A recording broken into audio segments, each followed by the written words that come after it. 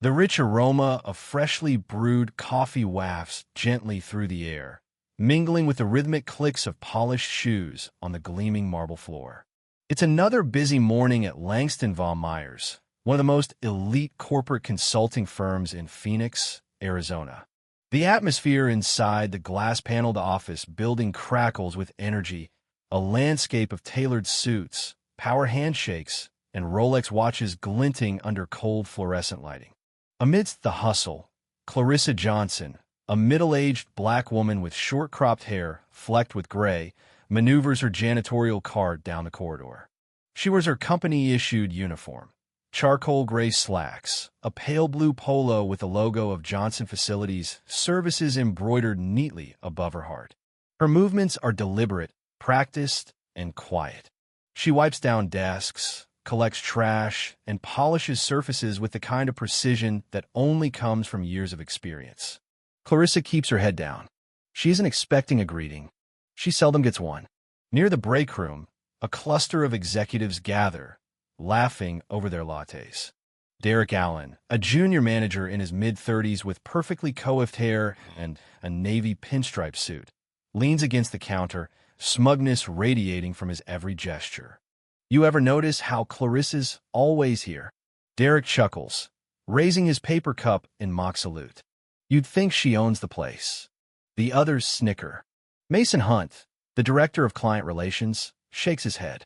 Bet she makes more on overtime than half the interns, he adds with a sly grin.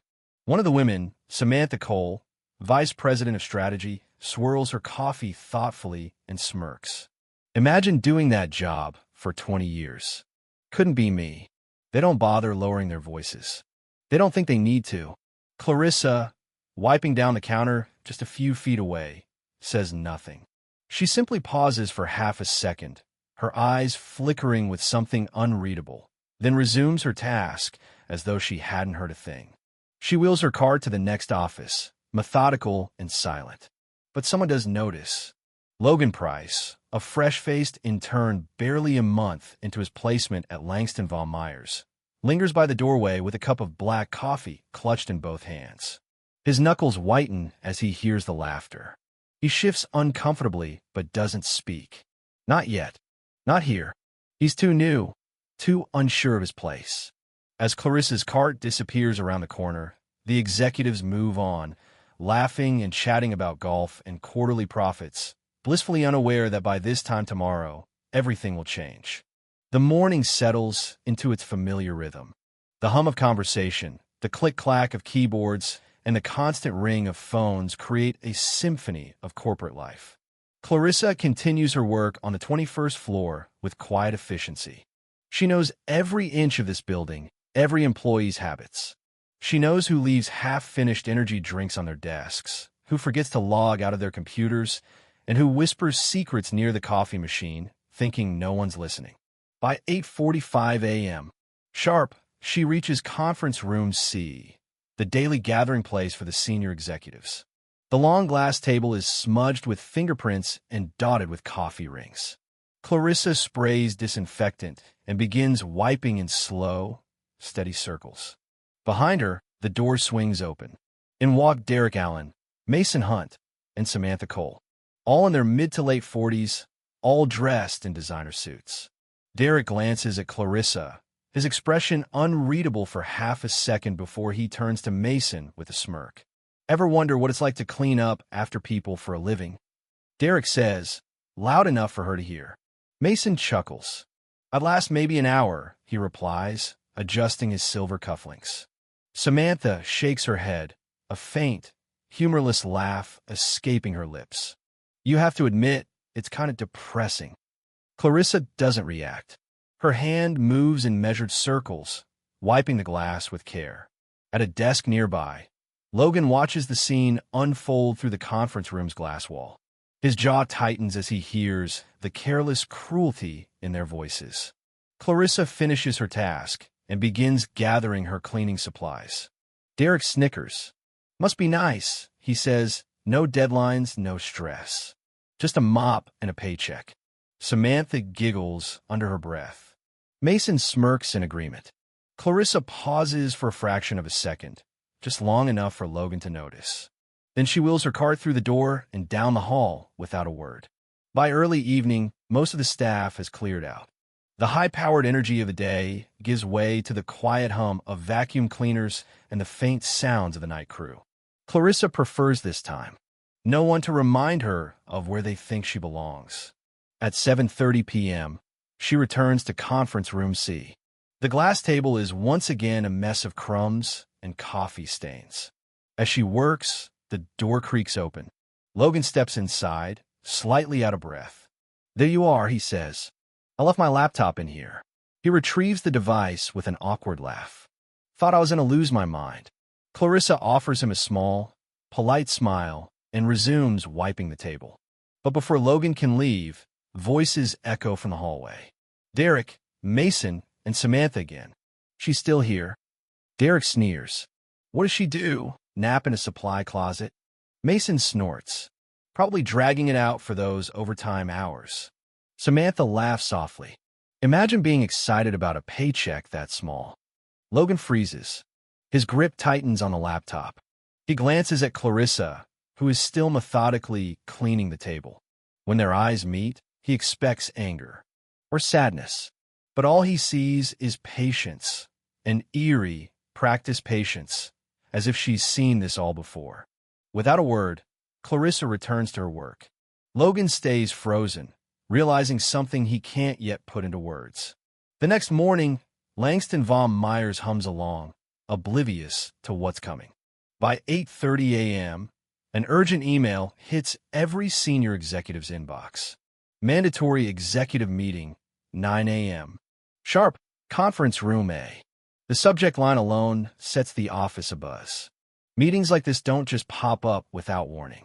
Something big is happening. By 9 a.m., Derek, Mason, Samantha, and the others are seated in the sleek mahogany conference room. They whisper among themselves, confusion and curiosity hanging thick in the air. The door opens. Clarissa steps inside. But this isn't the janitor they remember from yesterday. Today, she wears a tailored navy pantsuit, her posture straight, her expression composed. A delicate silver watch gleams on her wrist. She carries no card, no mop, just herself. She walks to the head of the table and takes a seat. "Good morning," she says, her tone calm, professional. The room falls dead silent. Logan, seated quietly in the back corner, watches it unfold with a quiet satisfaction. Clarissa folds her hands on the table. "Before we begin," she says, letting her gaze sweep the room, "I'd like to say something." No one breathes. "It's interesting," she continues, "how people behave when they think no one important is watching." Derek shifts uncomfortably. Mason rubs his jaw. Samantha's smile flickers and dies. Clarissa leans in slightly. "Allow me to properly introduce myself. My name is Clarissa Johnson. I'm the owner and CEO of Johnson Facility Services. We've held the janitorial services contract for this building for over 12 years. The silence deepens. Derek blinks. Mason's jaw drops, and Samantha stares as if trying to reprocess the information. Clarissa's voice stays calm. "For over a decade, I've overseen every inch of this building, ensuring everything runs smoothly. And in that time, I've seen a lot." Her eyes lock onto Derek. "I've seen people step over those they consider beneath them." Derek stares at the polished table, unable to meet her gaze. She turns to Samantha. "I've heard people mock the very hands that keep their world clean." Samantha's hands curl into fists in her lap. "And I've learned," Clarissa continues, "that how people treat others when they think no one's watching tells me everything I need to know." The room feels smaller, heavier. Clarissa leans back in her chair, completely at ease. "So," she says softly, "let's talk about the future of this company." No one laughs now. For several tense moments, no one speaks. The once powerful executives shrink in their leather chairs. Logan watches from his corner, his heart pounding with vindication. "I'm not here for an apology," Clarissa says. "Words are cheap. Actions tell the story." She lets the silence stretch. "For years, my company has provided top-tier service to Langston von Myers," she continues. "And yet, Some of you have treated my employees as if they don't matter, as if they don't even exist. Mason clears his throat, but nothing comes out. Clarissa glances at him. If you don't respect the people who keep your offices running, what does that say about you? Jessica lowers her eyes. Derek runs a hand through his hair, his face flushed. Clarissa's expression softens just slightly. Fortunately for you, I believe in second chances. Derek exhales. Relief? Maybe. But, she continues smoothly, effective immediately, Johnson Facilities Services will be re-evaluating our contract with Langston Von Myers. What? Mason blurts out, straightening in his chair. Clarissa folds her arms. We'll be restructuring, reassessing which clients deserve our services and which don't. Panic ripples through the room. They know exactly what that means. Losing Clarissa's company would throw the entire building into chaos. Not just operationally, but reputationally. The shareholders wouldn't like that. Samantha's voice is softer now. Miss Johnson, I think there's been a misunderstanding. Clarissa raises a hand, cutting her off. Save it. The words hang in the air like thunderclouds. Respect isn't something you show because you've been caught, Clarissa says. It's something you practice. Every single day. She stands, adjusting the cuffs of her blazer with precision. I have work to do. I suggest you all get to work too. Her gaze sweeps the room once more. Because if I don't see meaningful change, I walk. The weight of her words settles heavily on their shoulders. If she pulls out, it won't just be inconvenient. It will be catastrophic. Clarissa walks to the door. But before she leaves, she glances toward Logan. Their eyes meet. She gives him a slight nod. He nods back, because they both know this was never about revenge. This was about setting things right. As Clarissa steps into the elevator, a receptionist named Amelia Torres calls after her. Miss Johnson, Amelia says, almost breathless. Clarissa turns. Amelia hesitates. Thank you, she says softly. A lot of us, we noticed how they treated people. We never thought. Clarissa gives her a small, knowing smile.